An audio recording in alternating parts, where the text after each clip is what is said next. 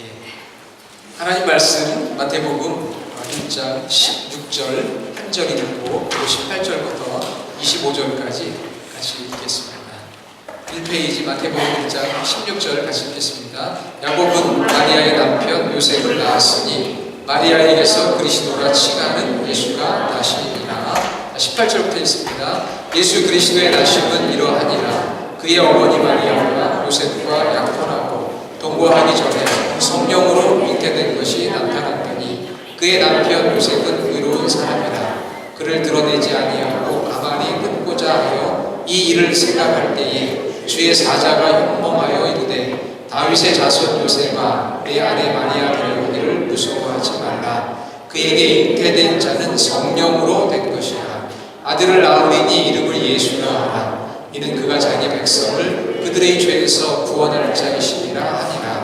이 모든 일이 된 것은 주께서 선지자로 하신 말씀을 이루려 하시리니 이르시되 보라 처녀가 잉태하여 아들을 낳을 것이요 그의 이름은 임마누엘이라 하니라 하셨으니 이를 번역한즉 하나님이 우리와 함께 계시나 함이라.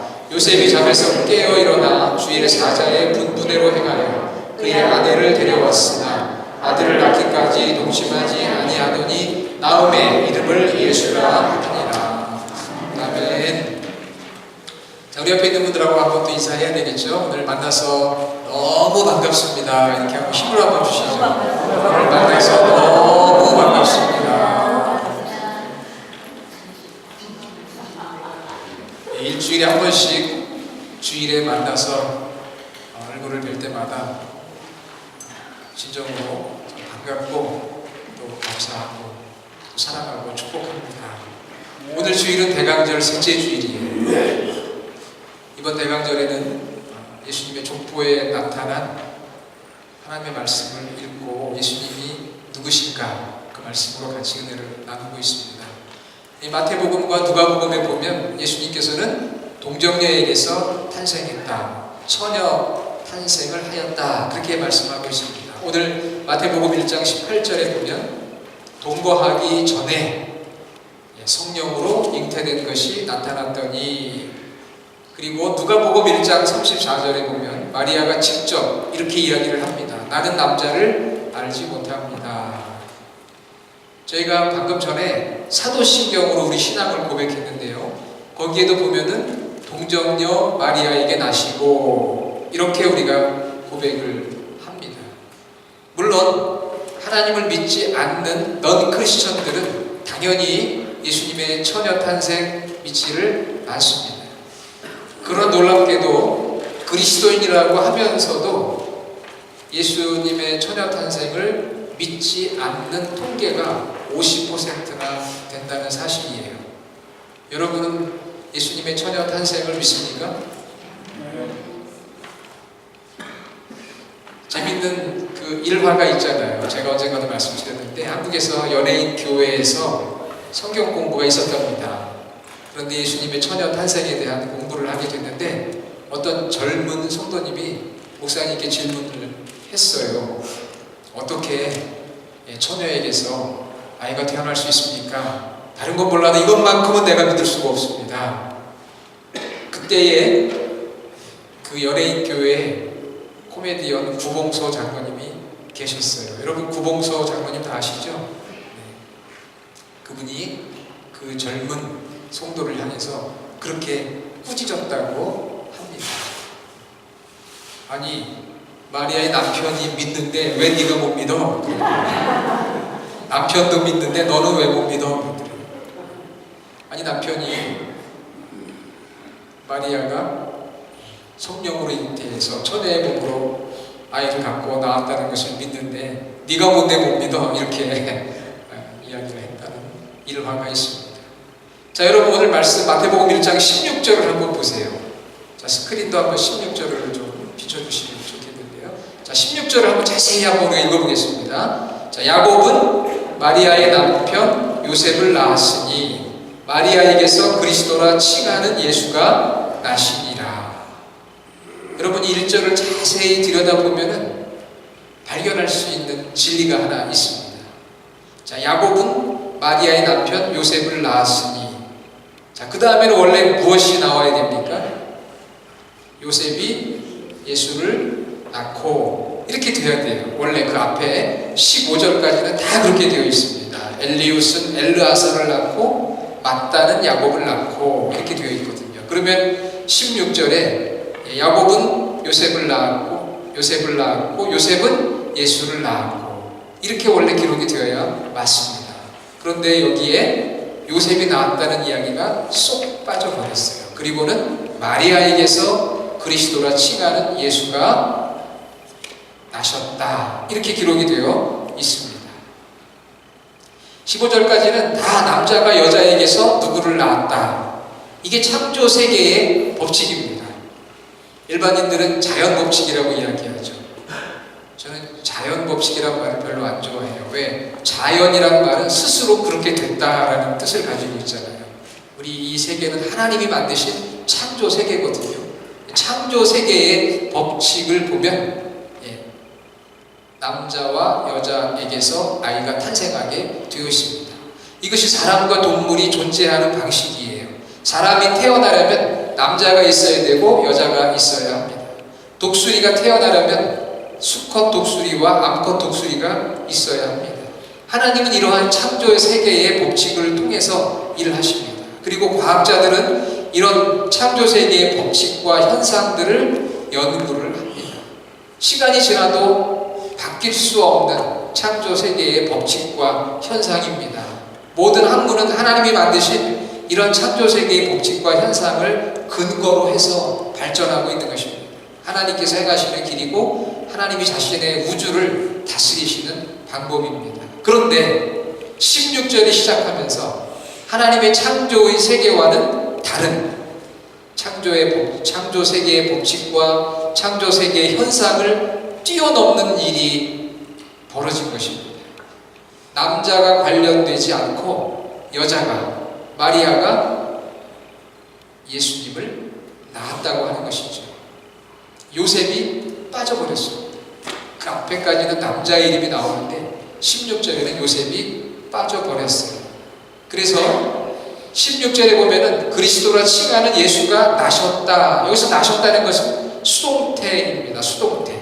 그동안에는 다 능동태로 기록이 되어 있는데 예수님이 태어나셨다. 누구에게서? 마리아에게서. 메시아, 그리스도라 불리우는 예수가 태어났다.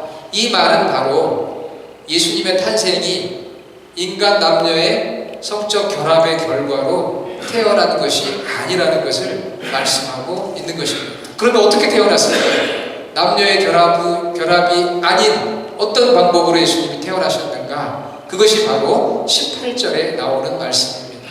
예수 그리스도의 나심은 이러하니라. 그의 어머니 마리아가 요셉과 약혼하고 동거하기 전에 무엇으로 잉태된 것이 나타났더니 성령으로, 그렇게 기록이 되어 있습니다. 성령으로.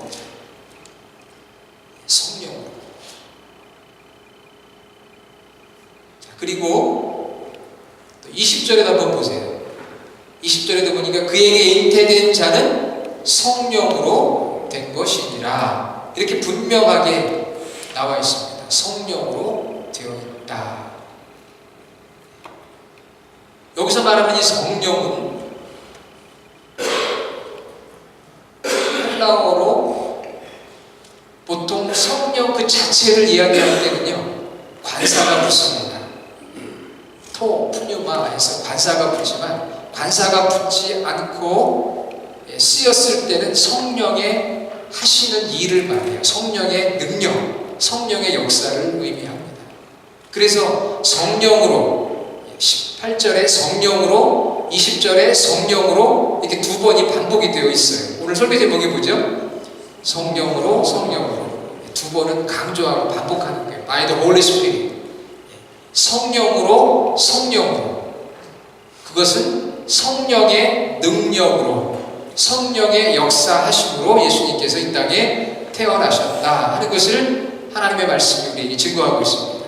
남자와 여자의 결합으로 인한 창조 세계의 법칙과 현상으로 태어나신 분이 아닌 여자인 마리아에게서 태어났지만 남자가 아닌 성령의 역사로 잉태되어 태어나신 분이 예수님이시다 하는 것을 성경이 말씀하고 있고, 우리는 그래서 사도신경을 고백할 때마다 그렇게 고백하지 않습니까? 성령으로 잉태하사 동정녀 마리아에게 나시고, 거기에도 보면 성령으로. 그러니까 여러분, 이 예수님의 탄생을 앞두고 있는 대강절에 우리가 꼭 기억해야 될 것은, 한번 따라해 봅시다. 성령으로, 성령으로. 그게 그 기억을 해야 돼요. 성령으로, 성령의 능력으로, 성령의 역사로 예수님이 이 땅에 태어나십니다.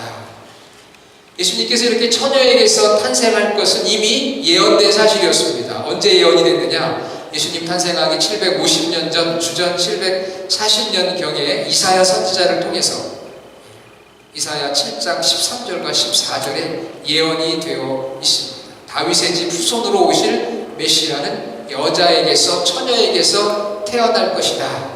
그리고 그 약속이 이루어진 거예요. 오늘 말씀 마태복음 2장 22절에 보면, 이 모든 일이 된 것을 주께서 선지자로 하신 말씀을 이루려 하심이니. 여기서 말하는 선지자는 누구죠? 이사야 선지자입니다. 이사야 선지자. 이사야 선지자로 하신 말씀을 이루려 하심이니 이르시되, 23절 보라, 처녀가 잉태하여 아들을 낳을 것이요 그의 이름은 임마누엘이라 하리라 하셨으니, 이를 번역한즉 하나님이 우리와 함께 계시다 함이라. 이사야 7장 14절, 그리고 그 앞에 7장 13절의 말씀이 이루어진 거예요. 이 마태복음은 말씀을 들었던 첫 번째 청중이 유대인들이었습니다. 그렇기 때문에 유대인들은 족보를 중요하게 생각하고 하나님의 약속과 성취를 중요하게 생각했기 때문에 마태복음서 저자는 하나님의 감동으로 그들에게 이 예수님이 다윗의 가문에서 태어났다라고 하는 것을 족보를 통해서 증명하고 있을 뿐만 아니라, 이사야 선지자를 통해 예언된 처녀의 탄생이 바로 실제로 이루어졌다는 것을 강조하고 있는 것이죠. 하나님의 신실하심을 강조하고 있습니다. 여러분, 우리가 신앙생활할 때 무엇보다 하나님의 신실하심을 의지하고 신앙생활하는 것이 너무나도 중요해요. 왜냐하면 하나님께서 약속하신 것은 언젠가는 반드시 이루신다. 그 하나님에 대한, 하나님의 신실함에 대한 믿음이 있어야 우리가 어떤 상황 속에서도 하나님을 소망하며 인내할 수가 있고 믿음을 갖고 사랑 가운데 거할 수 있는 줄로 믿습니다. 민수기 23장 19절에 보면, 하나님은 사람이 아니시니 거짓말을 하지 아니하시고 인생이 아니시니 후회가 없으시도다. 어찌 그 말씀하신 바를 행하지 않으시며 하신 말씀을 실행하지 않으시냐. 하신 말씀은 100% 실행하시는 분이 하나님이시다. 하나님의 신실하심을 우리가 믿고 살아야 됩니다. 자, 예수님은 이렇게 처녀 마리아에게서 탄생했다. 자, 그러면 처녀 마리아에게서 탄생했다고 하는 것은, 여러분, 마리아의 능력입니까? 아니면 성령의 능력입니까? 성령의 능력이죠. 그렇기 때문에 처녀에게서 태어났다고 하는 것이 중요하지만, 마리아가 그렇게도 중요한 것은 아니라는 사실입니다. 성령으로 이루어졌다는 것을 성경은 강조하고 있어요. 마리아는 통로 역할을 했을 뿐이에요. 그래서 우리 프로테스탄트 개신교는 마리아를 높이지를 않습니다. 왜? 성령으로 탄생했기 때문에 마리아를 높이지를 않아요. 물론 다른 여인과 달리 선택되어서 예수님의 어머니가 됐다고 하는 것은 참 귀한 일이지만, 성경이 말하고자 하는 것은 성령으로 이 사실을 말하고 있는 것입니다. 여러분, 성령의 능력으로 사시기를 바랍니다. 이 신앙이 필요해요. 우리가 살아가는 이 시대는 과학의 시대입니다.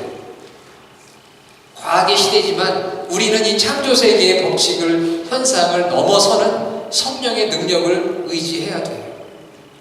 우리 20세기 예언자였던 에이든 윌슨 토저 목사님이 있습니다. 이분이 많은 책을 썼는데요, 그분의 책을 읽으면 가슴이 뛰어요. 왜냐하면 굉장히 감동적이고 도전적인 말씀들을 많이 하셨기 때문에.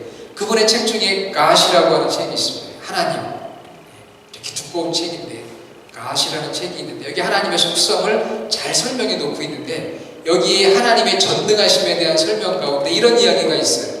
자연 법칙에 머무는 어리석음을 범하지 말라. 그렇게 번역이 됐습니다. 자연 법칙에 머무는 어리석음을 범하지 말라. 자연 법칙을 넘어서 그분에게까지 나아가라. 자연 법칙의 근원이요 원인이신 분께로 나아가라. 자연 현상의 주인이신 분께로 나아가라. 이렇게 번역이 됐는데 제가 이 말씀 읽으면서 생각한 것은 창조 세계의 법칙이 있잖아요. 하나님이 만드신 창조 세계에 어떤 현상들이 있는데 우리는 거기에 얽매여 살아갑니다. 그런데 중요한 것은 세상을 만드신 창조의 그 모든 세계를 주관하시는 하나님은 창조 세계의 법칙대로 인생을 이끌어 가시지만 그러나 그것을 뛰어넘는 우리의 인생, 우리의 이성과 과학을 뛰어넘는 하나님의 놀라운 일들을 행하실 수 있다는 믿음이 우리 가운데 있어야 할 줄로 믿습니다.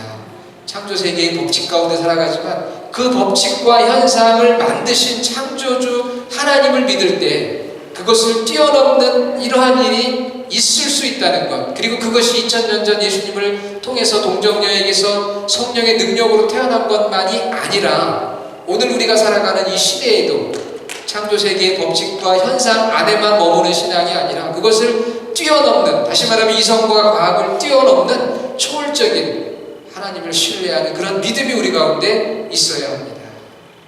이런 믿음이 많이 사라지고 있어요. 그래서 우리는 어떤 이야기를 들을 때 혹은 어떤 일을 할 때 이것이 어려운가 쉬운가 가능한가 불가능한가를 따져봅니다. 저도 마찬가지고요. 이것은 어려운 일이야, 이것은 쉬운 일이야, 이것은 불가능해, 이것은 할 수 있어, 이게 우리 생각이거든요. 우리의 이성이고 과학으로 증명된 일들이에요. 그런데 너무나 거기에 빠져 있다 보니까 하나님께는 어려운 일이 없고 쉬운 일이 없다는 것을 잊을 때가 너무나 많습니다. 하나님께는 불가능한 일이 없다는 것을 잊어버릴 때가 너무나도 많이 있는 것이죠. 왜? 내 이성과 내 과학과 내 이 창조세계의 법칙과 현상 가운데, 자연 법칙과 자연 현상 가운데 거하다 보니까 내가 어려우면 하나님도 어렵고 내가 불가능하면 하나님도 불가능하다는 생각 가운데 살아갑니다. 그리고 그런 사람들을 굉장히 리즈너블한 사람이라고, 그렇게 이성적이고 합리적인 사람이라고 이야기를 합니다. 더군다나 미국에서는요. 그렇지만 그것을 뛰어넘는 하나님의 능력, 성령의 능력이 있음을 우리는 놓치지 말아야 할 줄로 믿습니다. 2018년을 마무리하면서요, 우리 안에도 하나님의 창조의 세계의 법칙과 현상만을 인정하고 연구한다면 우리가 세상의 다른 사람들과 무슨 차별이 있겠어요? 무슨 구별이 있겠어요? 마리아에게서 성령의 능력으로 예수 그리스도께서 잉태되었고 태어났다고 하는 그 사실을 우리가 믿을 때 나에게는 어렵고 나에게는 불가능하지만 성령의 능력으로, 하나님의 능력으로 가능하다고 하는 그러한 믿음, 이 믿음을 우리가 회복해야 될 줄로 믿습니다. 우리 이성을 넘어서는 성령의 능력, 한번 우리 주님의 교회도 그러한 믿음의 능력을 갖고 살아갔으면 좋겠어요. 우리가 이 다우전 옥스의 교회가 세워지고 생각해보면 부정적인 생각밖에 없습니다. 한인들이 적고 교회들이 어렵고 잘 되기가 어렵다. 이거 우리의 모든 이성과 과학적인 그런 생각과 증명에서 나오는 이야기들이죠. 그러나 우리에게는 어렵지만 하나님이 하시고자 하면 어려운 일이 어디에 있겠어요? 우리가 어려운 것이지 하나님이 어려운 게 아니거든요. 그런데 우리에게는 그런 믿음이 없습니다. 목회자인 저에게도 그런 믿음이 사고로 들어갈 때가 너무나 많이 있다는 것이죠. 그래서 우리 기독교 베스트셀러 작가인 필립 얀시는 이런 이야기를 했습니다. 기도는 인간의 능력에서 바라보는 것이 아니다, 하나님의 시각에서 바라보는 것이다 그랬어요. 인간의 능력으로 될 것 같으면 기도하고 안 될 것 같으면 기도하지 않는 우리의 믿음이 아니라 인간의 시각으로 바라보는 것이 아니고 하나님의 시각, 성령의 능력의 시각으로 바라보는 것이죠. 사람이 할 수 있는 것 안에서 기도하는 것이 아니라 하나님이 하실 수 있는 무한한 가능성과 능력 안에서 기도해야 된다, 그렇게 말씀하고 있습니다. 맥스 루케이도 역시 기독교 대표적인 작가입니다. 인생의 핵심 질문은 내가 얼마나 강한 자인가가 아니라 하나님이 얼마나 강하신 분인가, 하나님께서 얼마나 능력이 있으신 분인가, 그러므로 우리는 예수 그리스도의 처녀 탄생 속에서 이 일을 행하신 성부, 성자, 성령을 의지하면서 우리가 어떤 상황 속에서도 결코 여러분 낙심하고 좌절하지 마시기를 바랍니다. 성령의 능력으로 역사했던 예수 그리스도의 탄생을 보면서 우리가 소망을 갖고 기도하기를 쉬지 않는 그런 믿음의 성도들이 다 되시기를 주님의 이름으로 축원합니다. 왜 하나님께서는 창조의 법칙과 현상을 넘어서 이렇게 성령의 능력으로 예수님이 이 땅에 태어나게 하셨을까요? 왜 그랬을까요? 그냥 요셉과 마리아의 인간의 결합을 통해서 예수님이 태어나도 되지 않았을까요? 왜 굳이 요셉을 제쳐놓고 마리아에게서 성령의 능력으로 잉태가 되고 태어나게 했을까요? 내 능력이 이렇게 위대하다 라는 것을 하나님께서 보여주기 위해서 그러셨을까요? 물론 그런 것도 있죠. 그렇지만 오늘 마지막으로 우리가 기억해야 될 것이 있습니다. 예수님의 처녀 탄생은 성령의 능력을 우리에게 보여주시는 것이지만 궁극적으로 예수님이 처녀에게서 탄생한 이유가 무엇이냐 하는 것이죠. 자, 우리가 지난주, 그 전주 두 번에 걸쳐서 족보를 통해서 예수님이 누구신가 말씀을 전하고 들었는데요. 여러분 기억나는 게 어떤 게 있습니까? 예수님은 누구시죠? 예, 역사적 인물. 어디선가 들려오는 참 좋은 답변입니다. 역사적 인물. 두 번째는요? 예? 약속의 성취자. 그렇죠? 그리고 세 번째, 예수님은 만왕의 왕. 그걸 잘 기억하시는 것 같아요. 만왕의 왕. 그리고 네 번째는 지난주, 예? 제가 귀가 먹어가지고 네 번째는 뭐라고요? 사랑의 구주라고 그러죠. 사랑의 구주. 불행한 삶을 축복된 삶으로, 불행한 여인들, 파란만장한 여인들 이야기 했잖아요.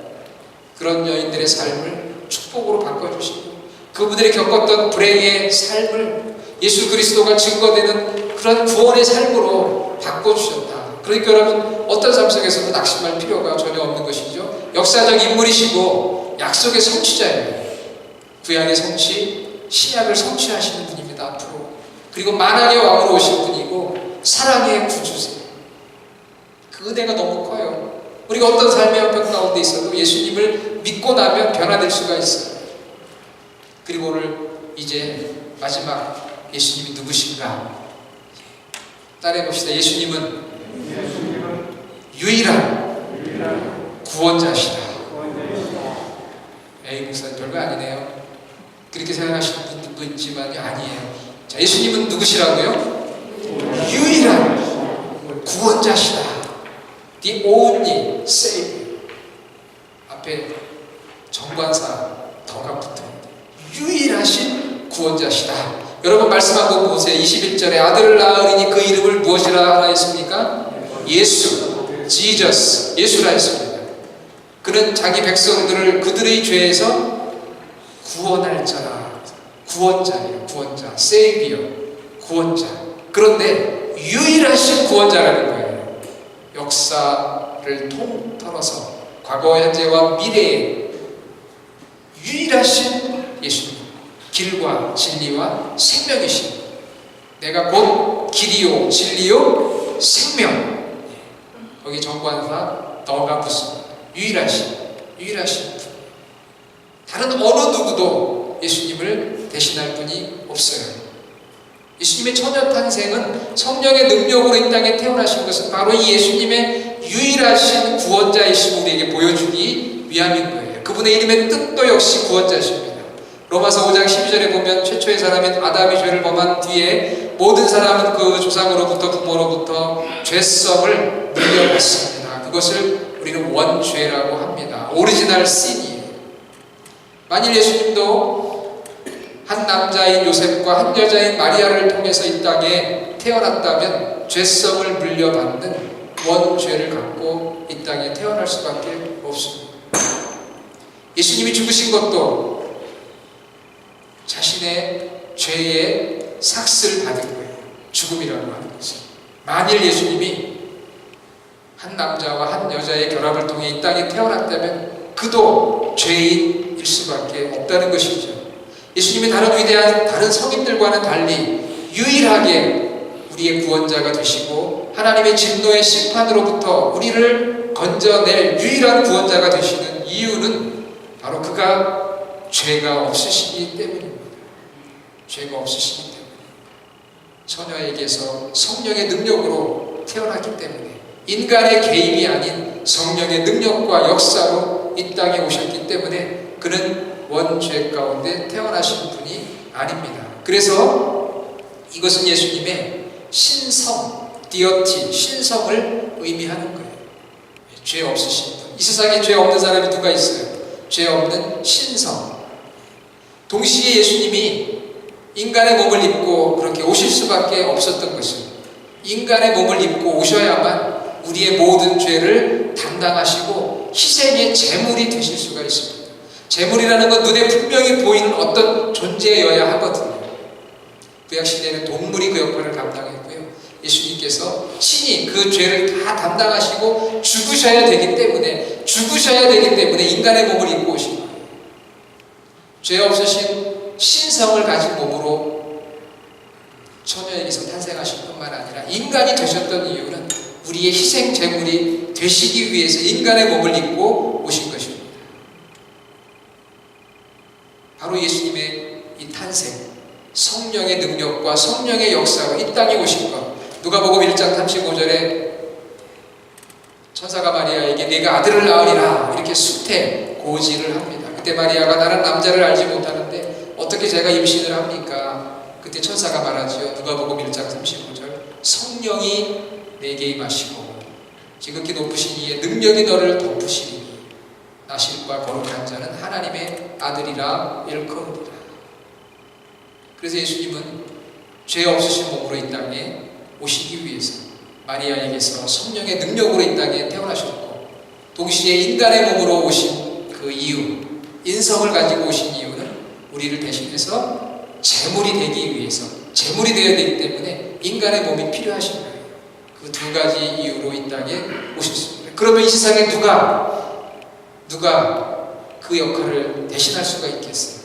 어느 누가 죄가 없는 사람이겠습니까? 인류를 구원한다고 하는 수많은 종교와 또 도덕적인 훌륭한 인물들이 있지만 다 원죄 가운데 태어나 죄 가운데 죽을 수밖에 없는 사람들입니다. 그래서 예수님만이 유일한 구원자가 되시는 것이고 그것을 위해서 처녀 탄생으로 오시게 된 것입니다. 사랑하는 여러분, 믿음의 구주이신 예수님 우리의 유일한 구원자이십니다. 할렐루야. 얼마나 기쁘고 감사해요.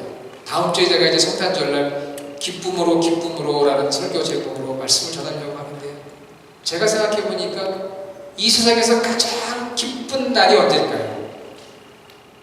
여러분 태어난 날이요? 생일날? 아니면 결혼하신 날이요? 그건 아닌 것 같은데 하면서 고개를 흔드시는 분이 저희 교회는 없죠. 물론 어떤 날이 제일 기쁜 날일까요? 자녀가 하버드 대학에 들어간 날? 자기가 믿으면 네? 어느 날이 가장 기쁜 날이에요? 안 믿으면 안 믿으면 제가 생각해 보니까요. 예수님 오신 날 크리스마스 성탄. 왜? 나를 구원하시기 위해서 오셨으니까. 우리에게 영원한 생명을 주시기 위해 오셨으니까. 그날이 가장 기쁜 날 아니겠어요? 정말 가장 기쁜 날이더라고요. 보니까 내게 가장 기쁜 날은 주님이 오시는 날입니다. 그리고 내가 주님을 마음의 구주로 영접합니다. 그날이 가장 기쁜 날이 될 수밖에 없어요. 왜? 그건 영원한 우리의 삶을 책임지는 날이니까. 그런 그 성탄, 그 기쁨의 날을 여러분이 한 주간 기쁨으로 한번 준비를 해보세요. 예수님만이 유일한 구원자십니다. 하나님의 부터 우리를 구원하실 분, 삶의 모든 부분에서 우리를 구원하시고 우리를 자유케 하시고 우리 삶을 주관하시는 구주가 되시는 예수님. 성탄의 계절에 성령의 능력을 믿는 믿음이 우리 가운데 있기 원합니다. 하나님의 창조 세계에 갇혀서만 사는 것이 아니라 어렵고 힘든 내 판단으로만 사는 것이 아니라 하나님에게는 못하실 일이 없다고 하는 그 하나님의 능력을 믿는 믿음을 가지시고요. 동시에 예수님만이 우리의 유일한 구원자이심을 다시 확신하고 그 믿음 가운데 든든히 서가는 우리 주님의 교회 모든 성도들이 되시기를 주의 이름으로 축원합니다. 아멘. 아버지 하나님 감사합니다. 우리를 구원하시기 위해서 아들 예수님 이 땅에 보내주셨는데 마리아 처녀의 몸을 통해 성령의 능력으로 이 땅에 보내주신 것은 죄 없으신 몸으로 인간의 몸으로 오셔서 진정으로 우리를 구원하시기 위한 유일한 구원자이심을 우리에게 보여주신 것을 믿습니다. 우리가 예수님을 알게 된 것 너무나 감사합니다. 예수님 보내주신 그 날이 너무나 기쁘고 감사합니다. 기쁨으로 준비하는 저희들이 되게 하여 주시옵소서. 성령의 능력으로 의지하며 살아가는 저희들이 되게 하여 주시옵소서. 안 된다고 불가능하다고 낙심하고 좌절하지 않게 하시고 창조 세계의 법칙과 현상을 뛰어넘는 그 놀라운 능력으로 의지할 수 있는 저희들, 그래서 포기하지 않고 믿음으로 든든히 나아갈 수 있는 저희 모두가 되게 하여 주시옵소서. 예수님의 이름으로 기도드립니다. 아멘.